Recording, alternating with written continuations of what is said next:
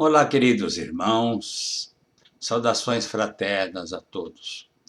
Temos acompanhado estudos relacionados à questão da oração, da prece chamada, e temos aprendido com os Espíritos, com os nossos benfeitores, inclusive em o livro Evangelho segundo o Espiritismo, que tem 2 capítulos destinados ao conhecimento, ao esclarecimento do que é a prece. Estamos falando da prece verdadeira, da prece nascida do coração.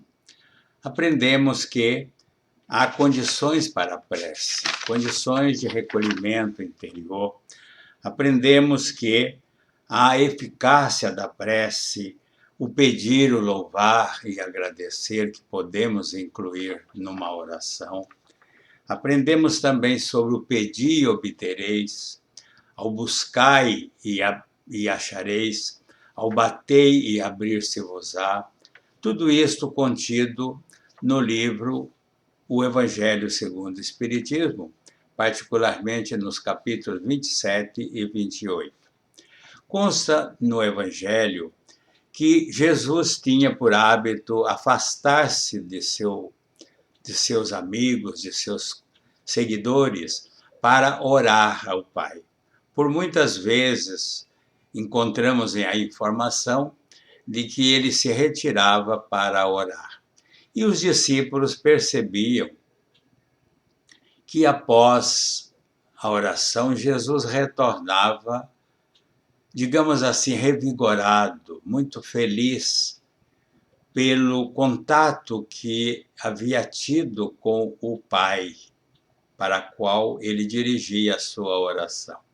Então, entusiasmados com aquela amostra do resultado de uma oração, pediram a ele: Senhor, ensina-nos a orar. Porque eles também não sabiam, não tinham noção de como se fazer uma oração, como iniciá-la, como concluí-la, o que conter numa oração. E então consta que ele os reuniu e disse: Eu vou ensinar-vos a orar. Quando quiserdes orar, dizei assim: Pai nosso que estais no céu, santificado seja o vosso nome, e por aí até o final.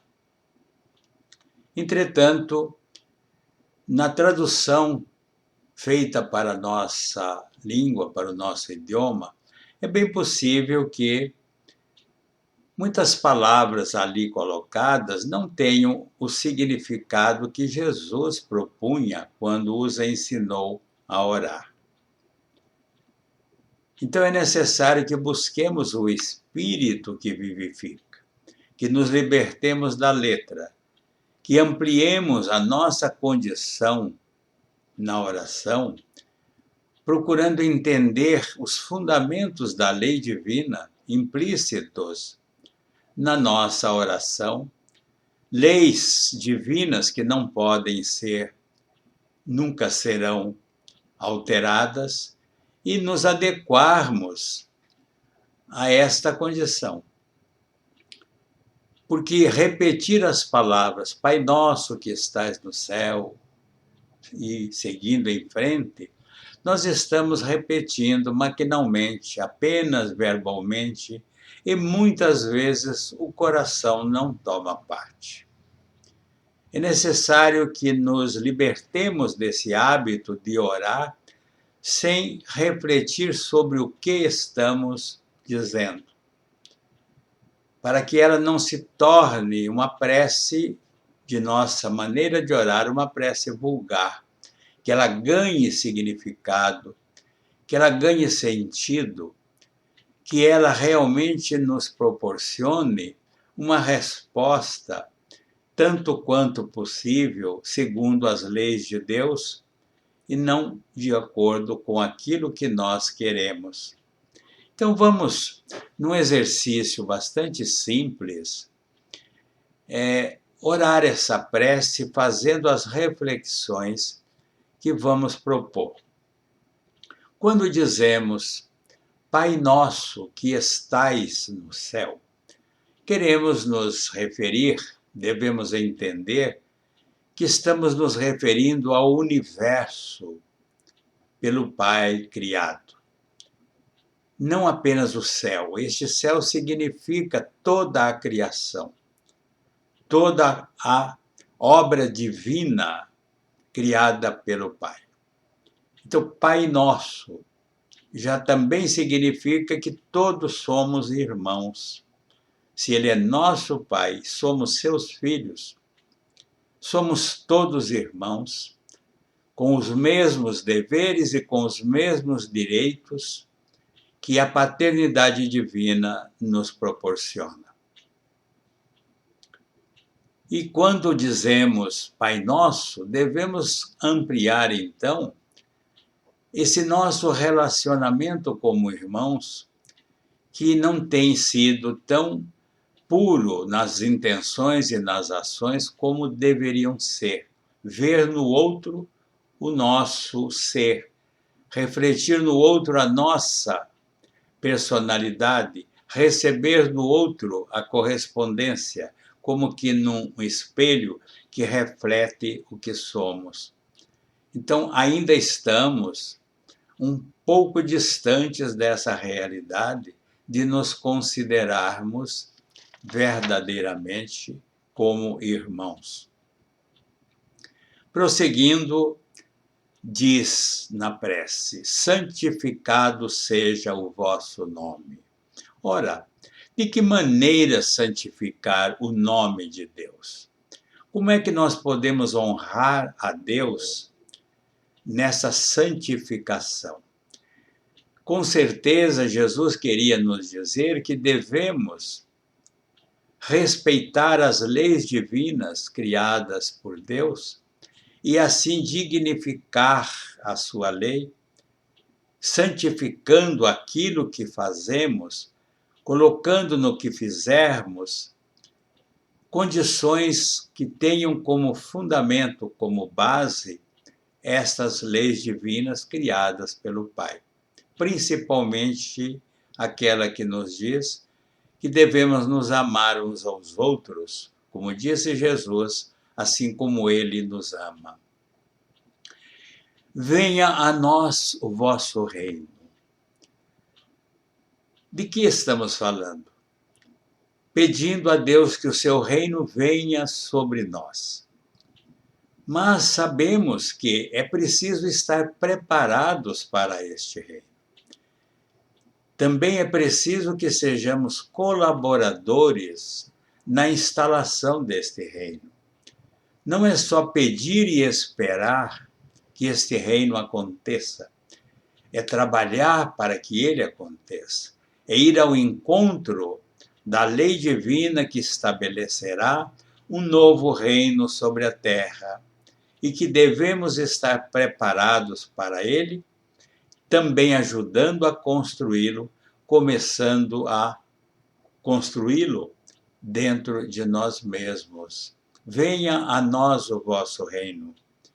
E Jesus e o Pai talvez esteja nos dizendo: venha vós ao meu reino, nos chamando para esta aproximação em relação a Ele, cumprindo suas leis. Então, este reino de que Jesus fala na sua oração é este reino que será instalado na terra. Tudo evolui, tudo leva à construção deste reino, à chegada deste reino. Mas o que devemos saber e nos preocupar é se estamos preparados para ele, se estamos nos preparando, se estamos colaborando para que ele se instale definitivamente entre nós. Estamos vivendo uma época de transição. Sabemos que o mundo de expiação e provas, que vigorou até então, está num processo de transição para melhor, onde o mundo de regeneração virá substituir o que hoje temos como expiação e provas. Mas é preciso nos perguntarmos: Estarei eu preparado para habitar, para vivenciar este novo reino no plano da regeneração? Seja feita a vossa vontade.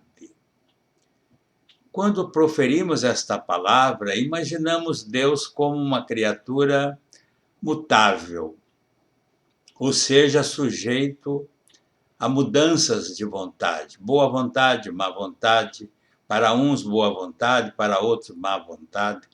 E isto é uma falha de nossa parte, porque o que deve ser cumprido é a lei divina, criada por Deus. Não é a vontade de Deus em nos favorecer ou não, mas sim o cumprimento das leis divinas que cumprir-se-ão, queiramos ou não.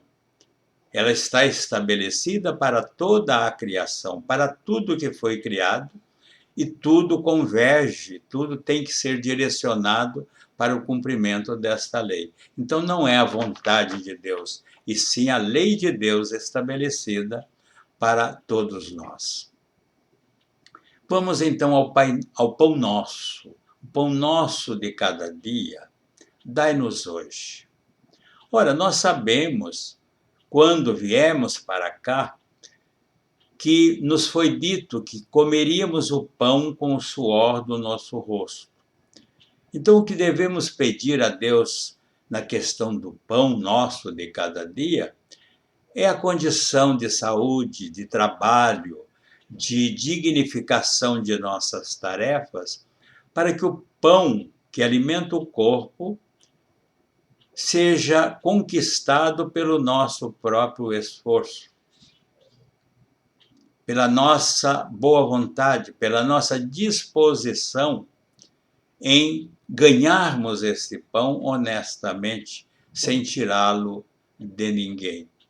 Mas o mais importante ainda é que Jesus também falou que não só de pão vive o homem. Ou seja, nós carecemos de um alimento que não está no pão material, que alimenta o corpo, que sustenta o corpo para a manutenção da vida física.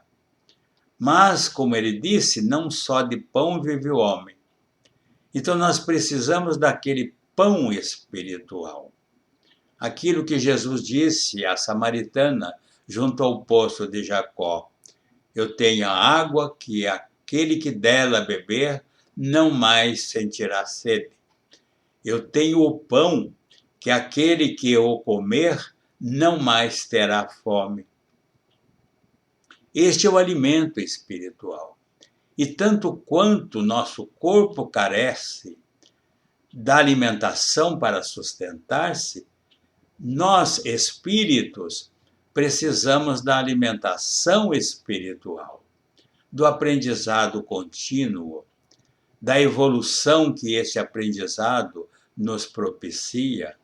Precisamos a cada dia nos alimentar espiritualmente, buscando, através da oração, nos conectarmos com o poder superior, através daqueles que o representam junto a nós, que são os benfeitores espirituais, sempre à nossa disposição ou nos ajudando no cumprimento de nossas tarefas quando solicitados.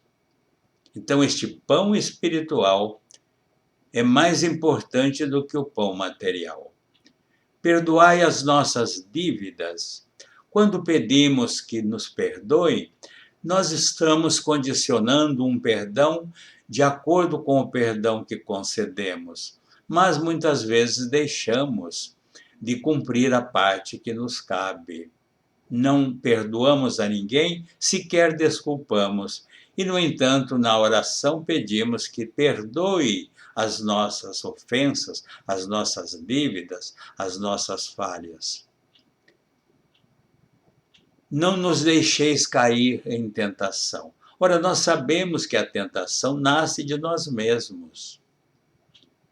Então, o certo seria dizermos: Deixa-nos livre das tentações, de cair ante as tentações, porque elas procedem de nós, dos nossos instintos, ainda inferiorizados em processo evolutivo, que muitas vezes nos pregam ciladas, onde caímos em tentação.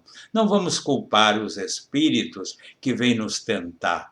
Vamos imaginar que eles apenas assopram, dinamizando as tentações pequeninas que existem ainda dentro de nós.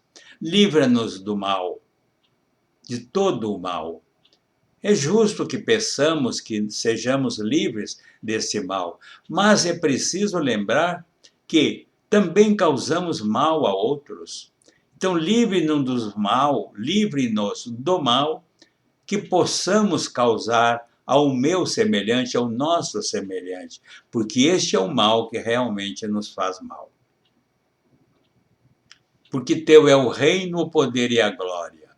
Com certeza, o reino de Deus estabelecer-se-á para sempre, definitivamente, para aqueles que o atingiram, para aqueles que chegaram ao patamar de usufruir de um reino superior, muito superior, sublimado, divino, que é para onde estamos a caminho. Então vamos dar um significado um tanto mais inteligente, mais coerente com a oração do Pai Nosso, tão sublime, ensinada por Jesus, mas que deve ser vivenciada e entendida por nós. Que Ele nos abençoe.